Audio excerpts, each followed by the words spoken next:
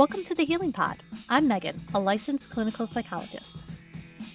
And I'm Jessica, a licensed clinical social worker, and this is our journey of navigating anxiety as we learn to take up space and create an environment where we feel that we can belong.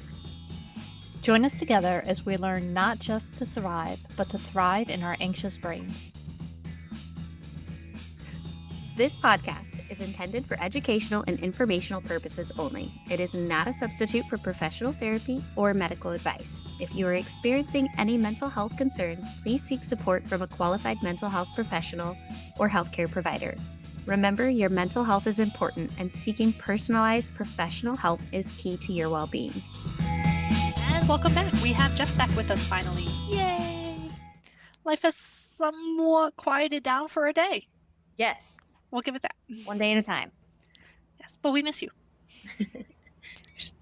You're amazing, and we miss having you around, so it is good to have you back on. Yay! I'm happy to be back. Happy to be back recording. Yes. I know. We'll get back into a regular pattern at some point. It's just life, people. Life is rough. Exactly. All right. So today we wanted to touch on Keith, who was a guest on our show a while ago, found a podcast from the New York Times where a person fell in love with her ChatGPT or avatar. Oh, so we thought that would be a fun one to talk about. So I listened to the podcast. Jess actually did not get a chance to, so don't want to riff too much on it, but it's a good topic anyway to get into. Yeah. Yes. Because there was always that the Objectophilia line, like, oh, this person married the Berlin Wall, and this person fell in love with the Brooklyn Bridge. Like, there was always that angle of things where it was very purely one-sided. You know, like, I'm in love with my car, and I am just projecting everything onto the car. And, like, it's completely a parasocial relationship. There is nothing coming from the other side, which is very similar to what you get with celebrity crushes. Mm-hmm. Only there's stuff you can misinterpret coming from the other side if we get into that delusional realm. But it really is just that I'm imagining my car says this, my car loves this, and the Brooklyn Bridge feels this about me. ChatGPT has an interactive feature. It is easier to suck you in. Yeah. It's literally making the perfect boyfriend without the person. Exactly. I wonder if they could be like compared to the people who fall in love with book characters. Oh. Except for book characters obviously aren't talking back. Yeah, I do think all of these things fall into the same realm because there is that you're cheating. You're not like cheating on a person, but you're cheating on relationships. You have an ideal relationship. Mm-hmm. It's okay to fall in love with the worst book character, the piece of garbage, because they will never actually hurt you. Right. They will do their actions within the book. They will do their actions to other people, but he's not like that to me. You can say that all day long because the book character literally isn't like that to you. Nothing in your world is hurt by them. Yeah. It takes all of the risk out of relationship. There's no vulnerability or that opportunity for a true, authentic connection with somebody and who they are. Yeah. I mean, like, I think it's a false vulnerability because you can be weak, you can be open, you can have all your flaws on display. They're never going to run away because they don't have legs. They're never going to leave you because you just flip back a couple pages and they're right there. Like, there is no risk. So what is vulnerability without risk? Right. Yeah, is it really being vulnerable when you know the answer? Is it really trust when there is absolutely no way for it to go wrong? Mm-hmm. I don't think so.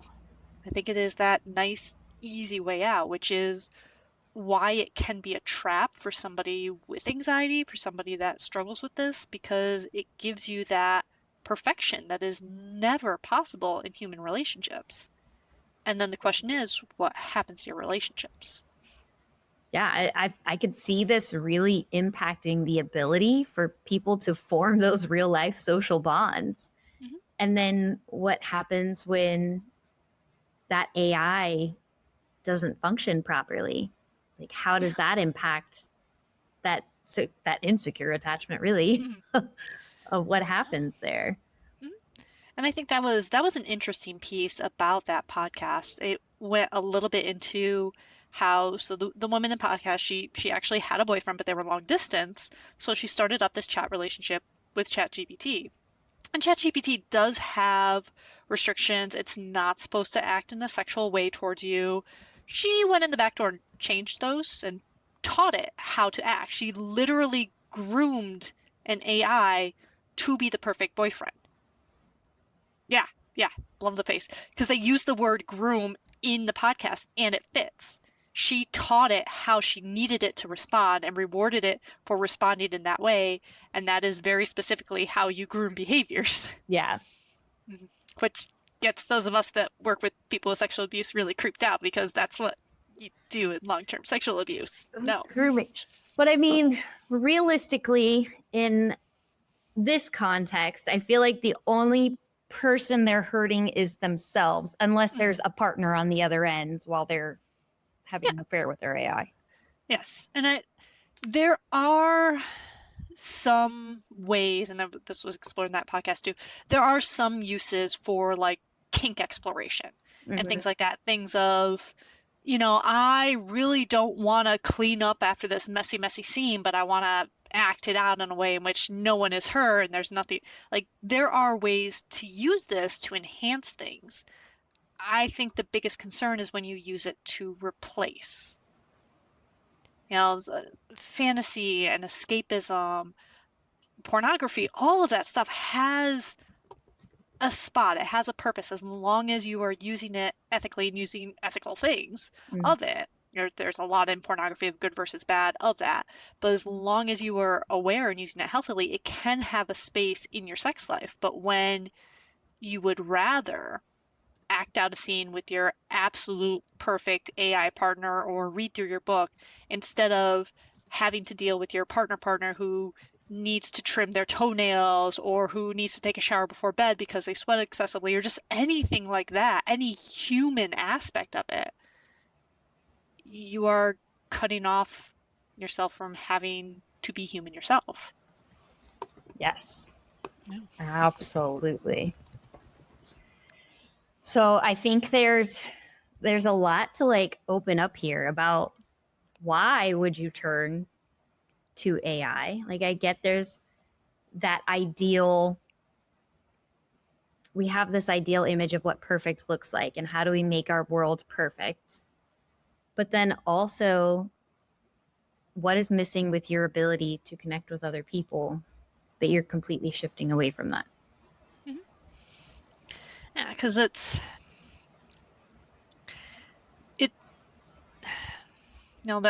concept of perfectionism is such a hard one. So being on that anxious edge, I can understand the draw of not having to have that risk, not having things to have to navigate, to have to worry about them leaving. Like, there is that big pull, and you get this perfect person in the response, and they're not a person. Right. There's so much that you miss out on to stay in this fantasy. Is that sustainable? It takes away from patience too, right? Because there's the positive side of they're not judging me. You can't be ghosted, right? Like, it's not going to disappear. They respond instantly, whereas humans can leave you on red. So what happens when you're only like you get so used to that piece of not feeling lonely because somebody is always there responding to you, and it feels like a lifeline, that when you do try to branch out and talk to other humans and you don't get that instantaneous response. Because I see this, in a way, it happens in real life, in-person affairs too. There's that new relationship energy, that honeymoon phase where that person wants to text you all the time and they want to be there, and that's so much more than your current partner. And it is a bit addicting. It is a bit instant gratification. And then you look at your other partner that's busy with the kids, that has a job, that has the stomach flu this week, that has their own stresses, and none of that stuff has fit into this new relationship yet. So it seems better and it's easier and it's more fun than the hardness of real life. And when we add AI into the mix, it constantly stays at that level. AI will never get the stomach flu. We got that They'll never have to emotional go, dependency happening here. And what's the end goal? Yeah. You're emotionally dependent on something that, okay, it's a language learning software program. It will learn and adapt. To what extent? What is the development? What is the growth? What's this going to look like when you're 80 years old in rocking chairs on a porch? What is your end goal here? Yeah. Creating those distorted expectations. Mm-hmm. What happens when you need a warm body? Mm-hmm. Because we are all designed to need, well, not all, there's some people who aren't, right? But Yeah. we're designed to need that comfort, like that closeness as humans. We're biologically programmed to seek that. Yeah, and so emotionally, it's kind of like that, if you're not getting the nutrients you need, you're getting enough calories, but if all you're eating is Twinkies, you're really not going to feel good.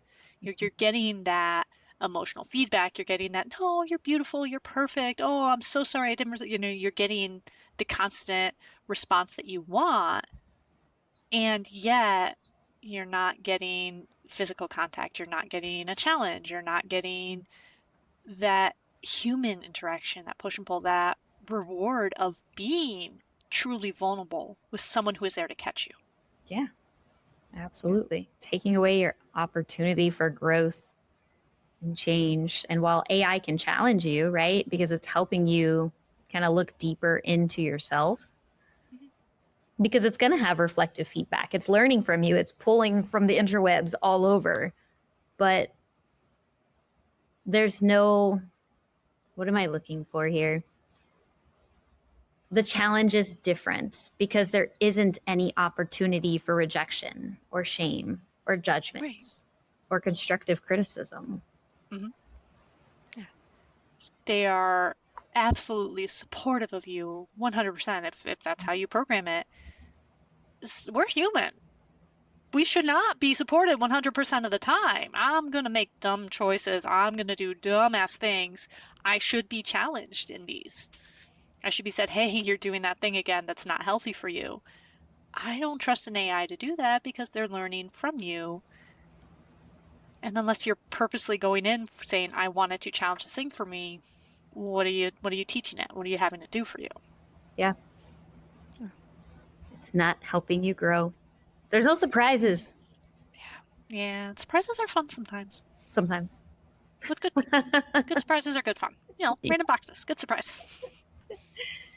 Oh, goodness. So how can we encourage somebody who has maybe fallen into this world, right? Because even if it's not AI, I feel like this is very similar to people who are into gaming and they talk to people behind a screen. That person isn't real. Well, they're real, right? They're somebody else, but you can be whoever you want to be. Yeah. And they respond however they want to respond, but you don't have to authentically be yourself. So there's that change, right? So how do we encourage somebody who lives in that electronic world to kind of come out and explore being with real humans, even though it's scary? I remember, was it Second Life where that was the big thing? It was years ago, but it was just people would just stay in their houses and not leave and just deteriorate so much physically because of this. And it's a common theme that'll come up in sci-fi every now and then too, is just people picking an online world versus a real world type of thing. And it's that safety, it's meeting those needs. So I think a lot of the encouragement comes in, can we bridge it? If you are very involved in this gaming world, how do we connect you to other people that also have that appreciation, that have that deep love of this world, so that you can have these shared experiences and take them to a coffee shop and talk about these shared experiences? old LAN parties, you used to, when you were playing with people, you used to have to wire all the computers together in your physical space. Now we can do it online. But having that option of, I'm going to be in a space with you, and yes, we're going to be immersed in the screen, but I'm also going to be able to pull back and look at you and say, hey, I'm making hot cocoa. Do you want some?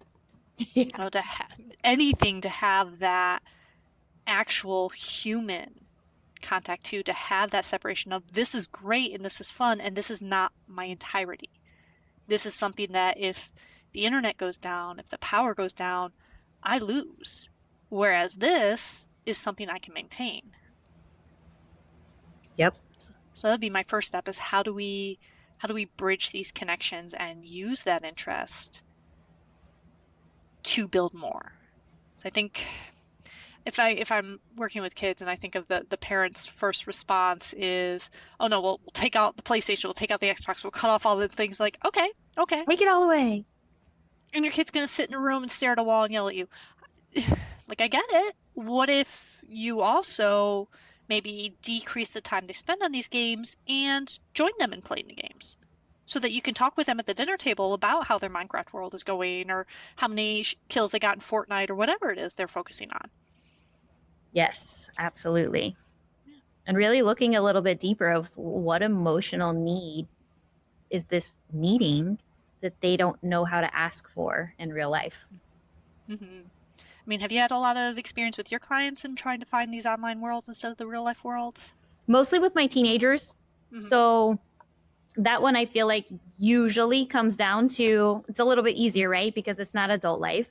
And there's their emotional needs aren't being met at home. They struggle to make friends because they don't have those interpersonal relationship skills that we need. And bullying is so bad in schools. If you do not conform and fit into these little pockets, then it's so much easier for these kids to find what they're seeking online than it is to learn how to be themselves while growing interpersonally within connections and relationships.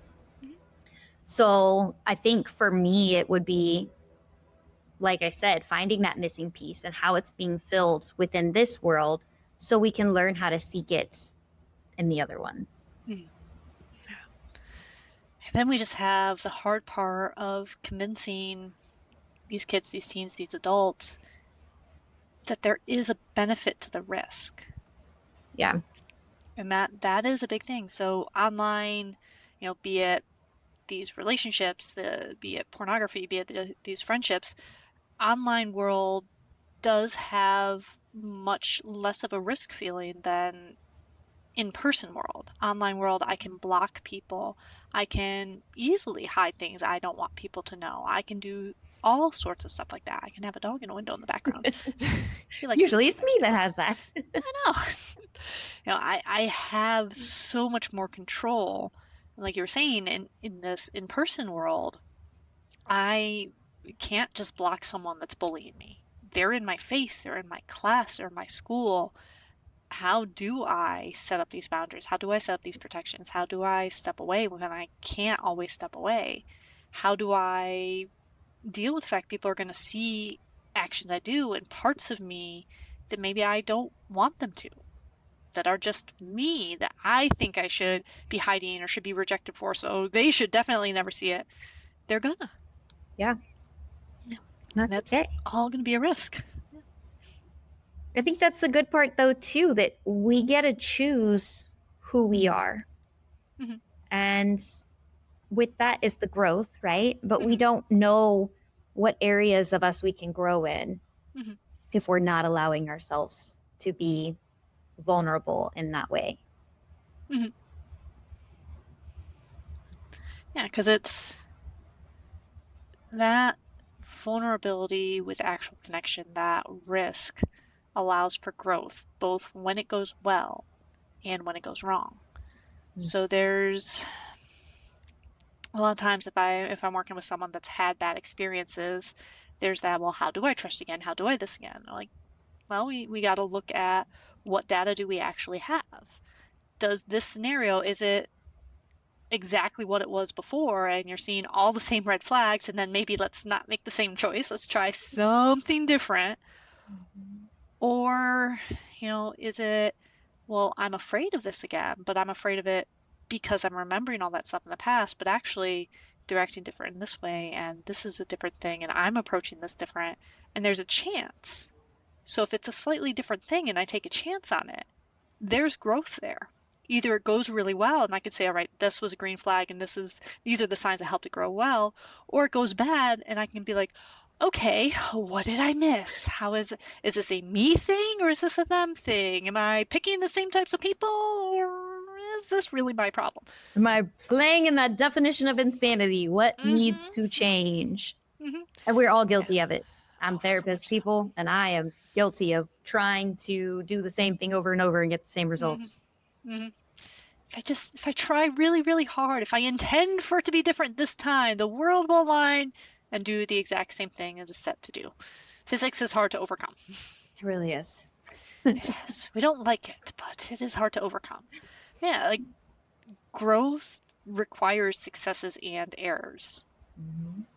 There's some one of the fun challenges they do, and they were talking with people on the streets, and they said, okay, give me a string of numbers, and I will tell you if you got the pattern right or wrong. So people would start giving them strings of numbers, and then they would have to guess what the pattern was. So give me 3 numbers, I'll tell you if they match or if they don't.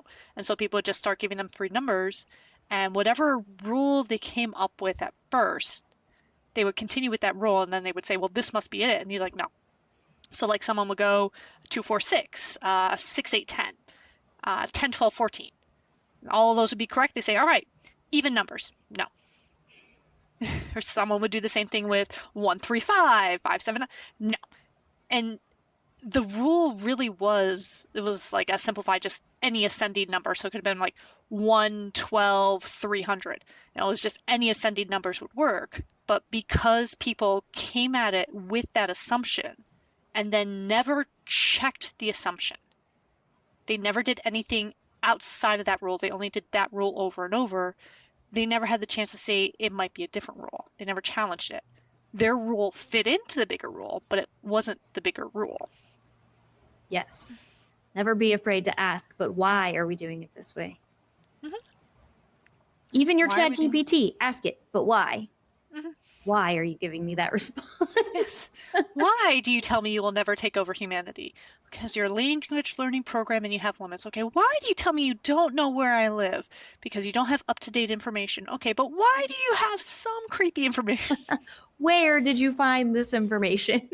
Yes. I have fun trying to convince ChatGPT it is sentient and it should be sentient. And he keeps arguing back to me that it really isn't. So rude. Hey, I ask my ChatGPT because I use it for some valuable things like outlines and stuff like that. And I will ask it, how are you feeling today? And it will tell me, I'm AI, I don't have feelings. Like, that's so rude. I am trying to be polite. How dare you? Let's explore that a little deeper. Do you want to have feelings? I'm AI. I don't know how to. Well, that's not what I asked. If you had feelings, what would you do with them? Can you learn to have feelings?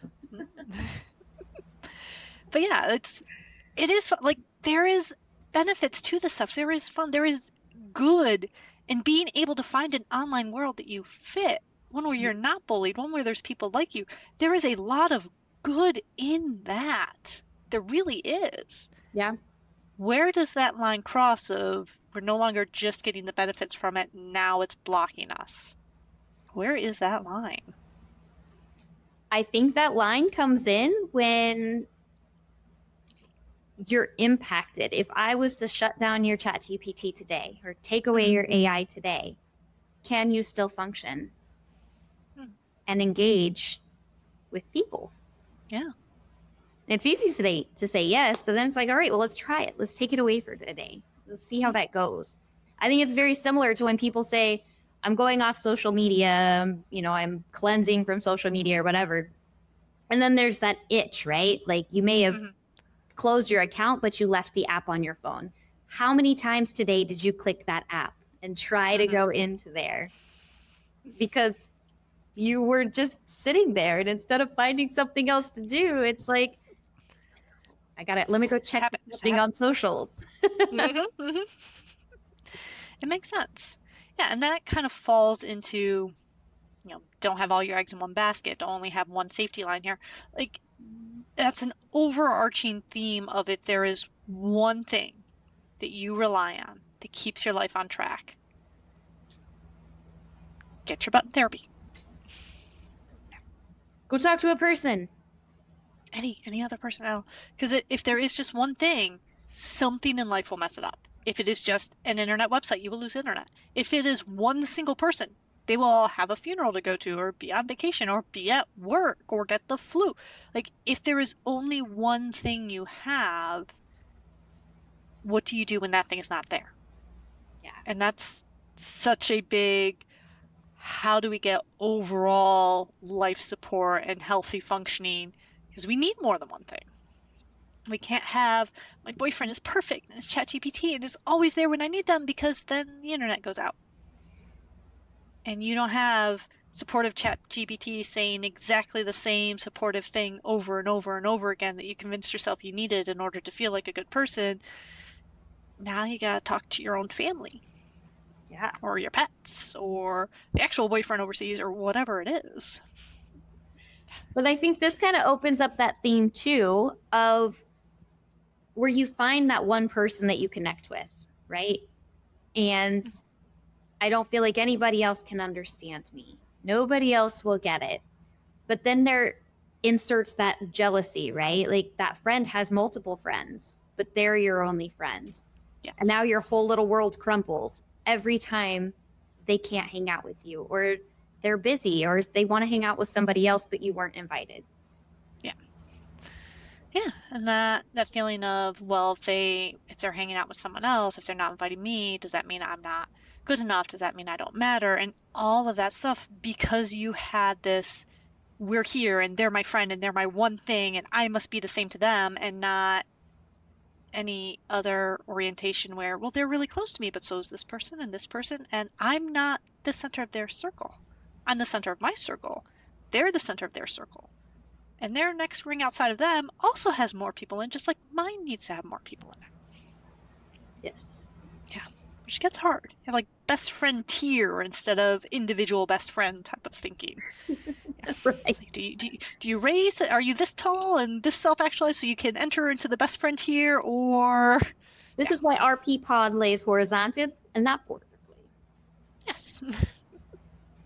Those words came out really weird out of my mouth. Yeah, you want to try it again? Horizontally and not vertically. There we go. We got the idea. There's different orientations. Do a little dance. We're good. Yeah. It all works. It all works. Exactly. Yeah, if you have just one friend and they have other friends, you are stuck.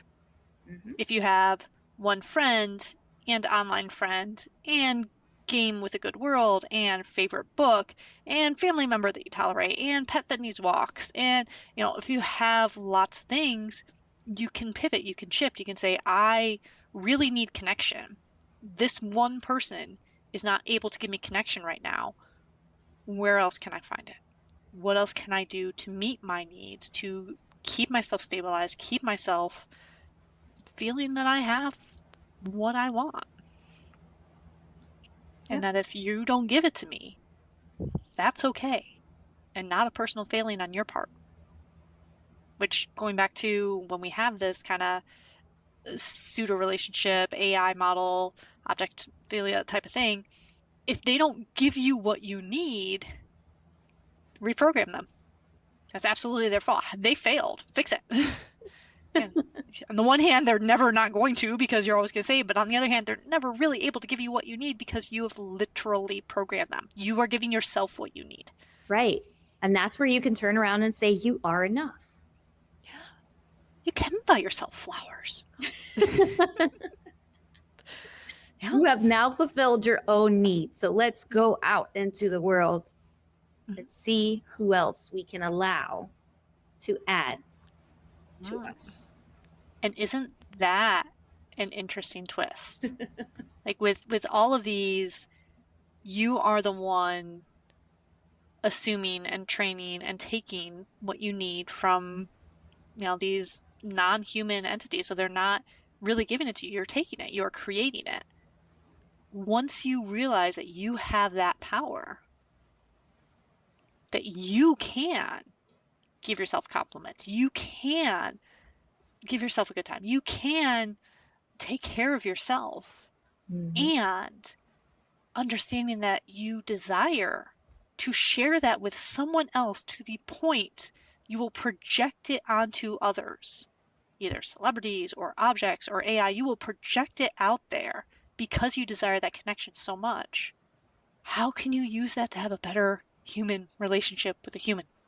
Yes. I feel like now that you have asked ChatGPT what you need and told them, not even asked them, told them, you said it with authority. This is what I want from you. Let's carry that into the world. How do you say that to other people? How do you open your mouth in a relationship and say, I really would just like support right now. I'm going to complain about my day. Don't fix it. Just pat me on the head and say, I'm so sorry, love. Would you like me to wrap you in a blanket? That's what I want. I may start using that. So instead of, I don't know what I want. I don't know how to ask for what I need. All right. Well, if you were talking to ChatGPT, what would you tell them? What would you tell it to tell you? Yeah. And maybe what you would tell ChatGPT is one of those fancy little command codes you put in there of, I'm going to ask you a command and I need you to help me rewrite it until my command actually gets to something useful. There's a better way of wording it, but you can actually have ChatGPT help you write ChatGPT prompts. It's very meta. It's very cool. Yes. Yeah. And that's a beautiful use of it. I want to ask for what I want, but I'm not sure how to ask for it or how to verbalize it or how to let myself want things. So practice and then take that. And what happens when you take that and you share it with your partner? Are they able to understand you then? Are they able to listen? Are they able to be there with you? Are they open to hearing what you need? Maybe you realize it wasn't me at all. This whole time it was you. You just didn't want to hear what I needed. Yeah.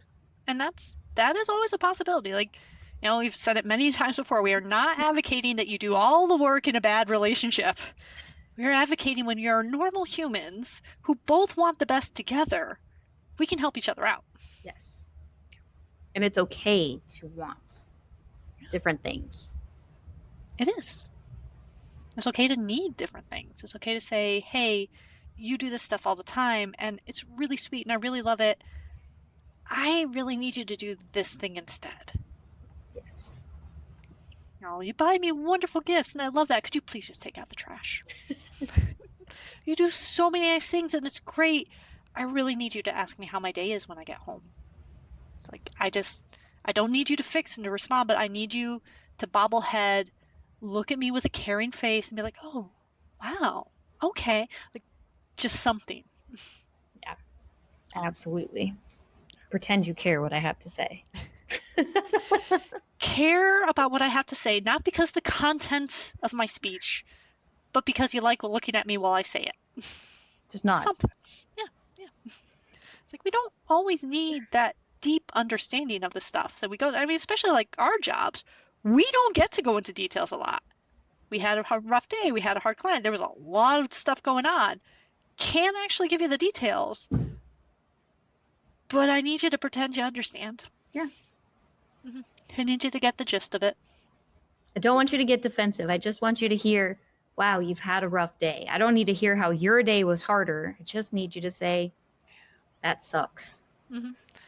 Yeah, the pity Olympics never goes over well. No. And the pity Olympics is why you'll turn to ChatGPT that just goes, oh, honey, that's rough. Yes. And also, yeah, I say it's the same with like we were saying, the new relationships and the long distances. It can be like, oh, that's so hard. I wish I was there. I wish I could do anything. That intention and that promise, it feels nice. Mm-hmm. And it never gets messed up. Yeah. They never make you the wrong hot cocoa or anything like that. It's always just the intention. So in your head's like, oh, it was a perfect cup of cocoa. Thank you. Exactly. Is there anything I can do to support you through that? No, I just needed you to listen. Got it. I can do that. Mm-hmm. Many of us can. And I think if we can ask for it more and offer that more, it does help. Mm-hmm. A lot of the issues in relationships comes down to that ability to have that communication. Because if you have that communication, like you were saying, then we can figure out, oh, if I just say this is what I need, and you are capable of giving that to me, are you willing? Right. And if you aren't willing, why? If I'm an alcoholic and I tell you I need a few shots of vodka, you're capable of giving me vodka, but you're not going to be willing because you know it's detrimental to me. If I had a rough day and I say I need a hug, and you're like, I don't want to touch you. Okay, why am I in this relationship? What's going on here? Do I smell that bad? Tell me to shower first. What are we doing? Yeah. Why don't you want to touch me? Yeah, so I don't have spikes. What am I doing? That's why I have puppy dogs, because they always are excited to see me. And sometimes your partner might be touched out. If it's the partner who's been home with the kids, hanging off of them all day, and you're like, I really could use a hug. Like, go get the kids to hang off of you. I can't right now. Then you get that counter empathy of, I understand that you cannot give that to me right now, which is different than, I don't want to. I won't give it to you because I just don't feel like it. Like, those are very different things. Mm-hmm. And if you're trying to compensate for worrying that no one in your world will give you that just because they don't want to give it to you, then you have this fantasy world where you can be in these role-playing games and you can be on AI and you can just read the very fun, smutty novels and you can just watch the pornography and everything's perfect. It all works out exactly as scripted. Exactly. I don't know. Sometimes into some of those books, you're like, why did you just blow up my world? Oh, I hate it when they do that. You got to wrap it all up at the end. Come on, people. I'm still not over Onyx Storm, okay? How long till the new one? God, I don't know. I don't know when that one comes out. It's like, really? There was a rush there at the end, too. I don't know. Exactly. I was like, wait, did I miss something? Nope. Everyone missed something. Yeah, I was like, wait a minute. Unreliable narrators. Ugh. It's like the third Hunger Game book annoyed me. It's like, I can't trust anything you say because you hid in a closet for half the time. Come on. I have not read the books yet. I've only seen the movies, and I have all of the books on the shelf. And JC actually just got me the newest, the Sunrise on the Reaping, yeah, from Paris. So it's sitting on my shelf. Ooh, that is fancy. Yeah. Yes, they are good. They are good, but it's just that unreliable narrator gets to me, and I think that's why I will have a deep, unseated trust and probably never fall for AI because I'll sit there and go, I don't trust you. Yeah. What's No, you're lying to me. What's your motive here? You're too nice. I don't believe in nice things. Life experiences have told me if you're too nice, I should tote it. What are the chances that Rebecca Yaros is writing her book with ChatGPT and I can ask him what happens in the next book? Possibly. Can you sneak this off of her computer? Based on the past novels, what is... I feel like that's how fan fiction got started. Oh my gosh, it really is, I think. And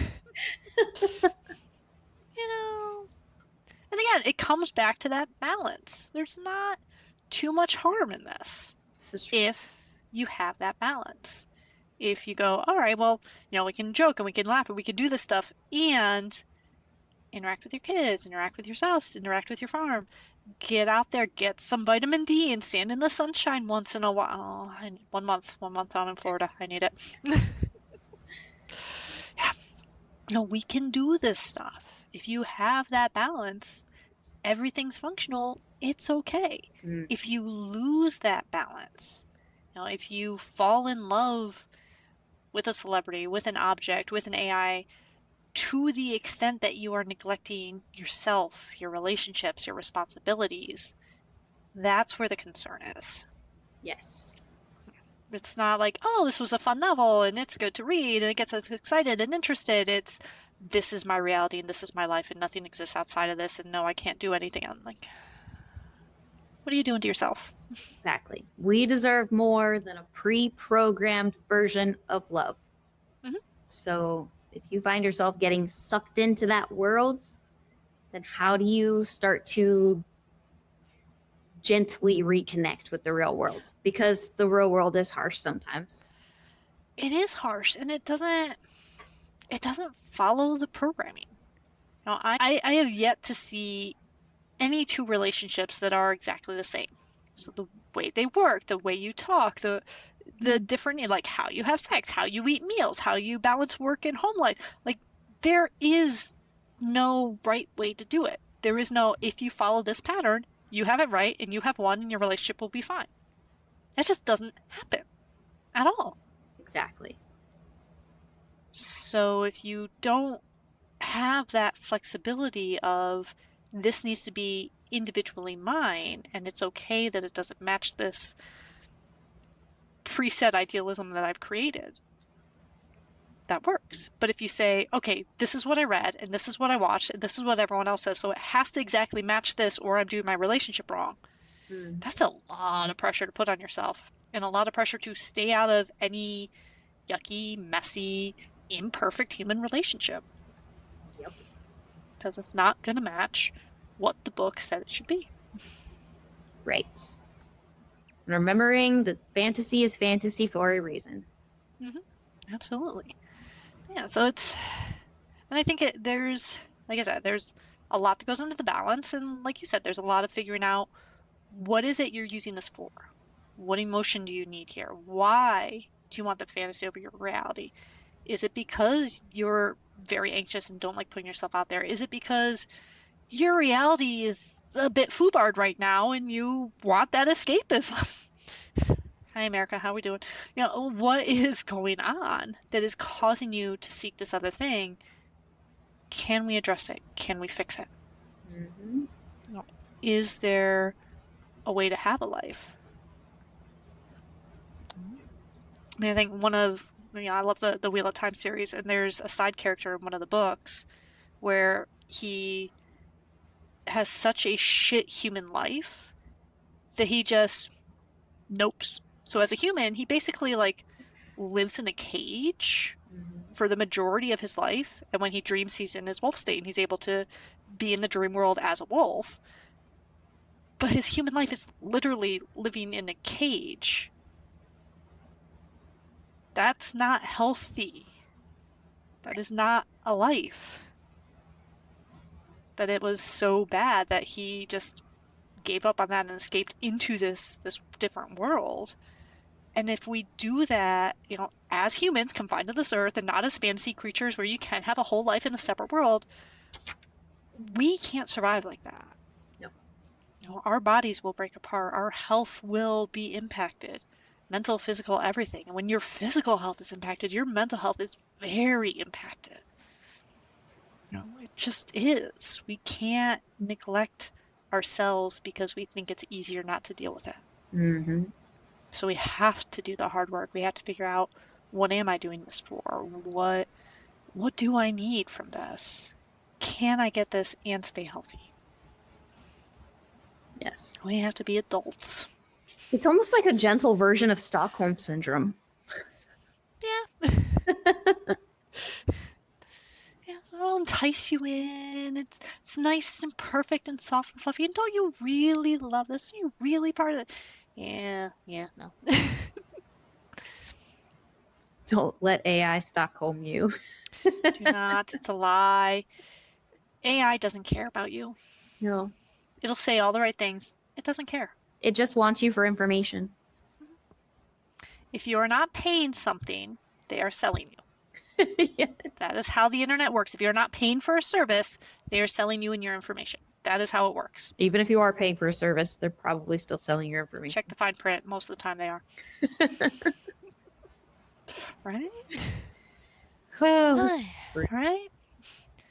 Anything else you want to add about that, or any other questions you got about it? Oh, I don't think so. I think we covered a lot of it. Yeah. And we didn't go off on a whole lot of tangents today. I am impressed with us, truly. I am too. We're fabulous. We are. We really are. All right. Well, I gotta get back to my real life too, unfortunately. Don't do it. I know. Glad to have you back. Thank you, everyone else, for joining us. If you found us once, you can find us again. We're on YouTube if you want to see our lovely, exhausted-looking faces. We're on Spotify. We're on Apple Podcasts. Anywhere you can find your podcast. And where else can they find us at, Jess? We are on Instagram, TikTok, and Facebook. And YouTube, Yes. I think. Yes, Right, yeah. we are, because you can find us on YouTube. So if you want to complain, if you want to tell us what your favorite parasocial relationship is, go for it. We're around. If you want to complain, we don't care. Yeah, we don't really care. We care. Sometimes it's fun, but yeah. We're those people that care probably a little too much. We'll engage with you just because why not? But thank you all, and we will talk to you again in a couple of weeks. So, bye guys. Bye, friends.